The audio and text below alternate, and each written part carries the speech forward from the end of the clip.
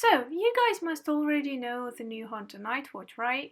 If you haven't met him in matches yet, well, you'll have a great time. After getting to know the Hunter myself, I miraculously kited him in rank and thought, well, how cool can I be? Thus, I thought it would be a good idea to share those tips with you. Also, don't take everything too seriously, because I'm looking at this from the perspective of a hunter main.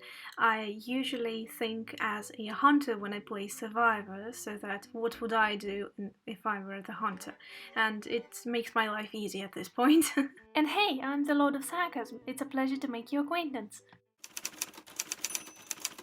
The easiest rule you should remember when playing Survivor rank is that you should not panic at any cost. Everything is alright, the hunter won't find you first, and... No! God, please, no! Alright, forget what I said. Usually, Ithaquas never bring insolence. That's why first kite is not the worst thing. Actually, the usual build for him is confined windows with detention, or detention and trump card. I have not yet seen an Ithaqua using insolence. Now that you've got your first kite, you should go to narrow places with a lot of pallets and a lot of windows. Or the shack. I do not really recommend the shack because he can break the only pallet that exists there and pretty much knock you down. Now that you've found a nice kiting area, please do run in circles. Ithaqua uses his wind currents and they cannot go through the walls, and if you keep vaulting pallets or the windows, it will be quite hard for him to slow you down with the wind currents and, well, to knock you down. Also be ready that most Ithaquas bring blink.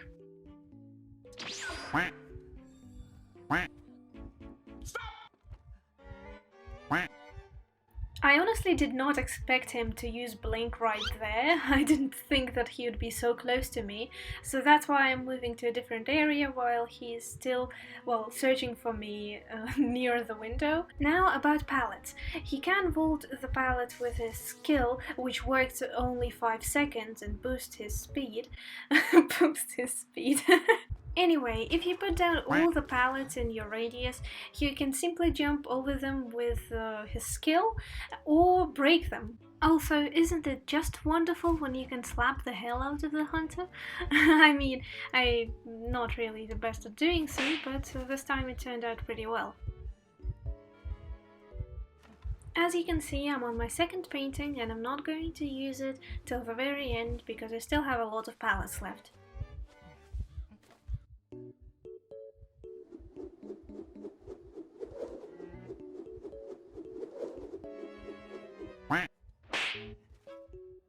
I decided to return back to the area where I was kiting before, but I've made a small mistake of not putting down the pallet when the hunter was walking through it. That's why, well, it's a chair for me. Nevertheless, I kited 3 ciphers straight and only now he got his presents. The most important thing now is that my teammates should not screw up my rescue, even though at the beginning of the match I noticed the last second that no one has died in our team. Well, that's what we call randoms, don't we? A few moments later. When you're out from the chair, the hunter usually focuses on the same target, but at this point I really don't understand why this Nightwatch decided to go after me even though I kited him for so long. 12 seconds later.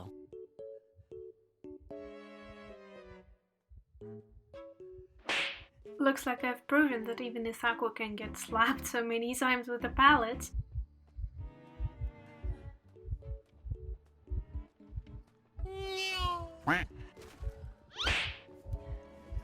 Now that the cipher is primed and the hunter has decided to leave me finally, he is going to my teammates who are at the other exit gate. That's why I'm warning them a couple of times so that they do not get knocked down.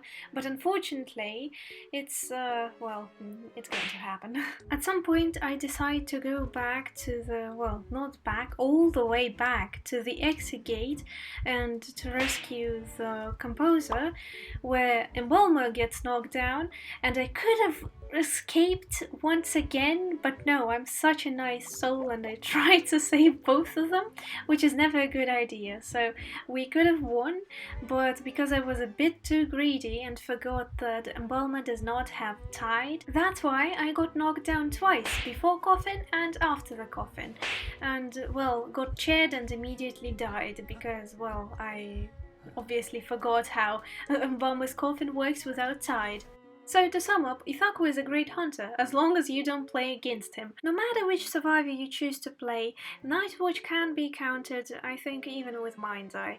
I drawed that match even though I was in a team full of randoms, so the most important thing if you go with randoms, please, if you get the hunter on your tail, do not lead them to other survivors, especially to decoders, because decoders never appreciate that. The hunter will immediately knock them down. Anyway, I hope this video was helpful for you, and well, go have a good match.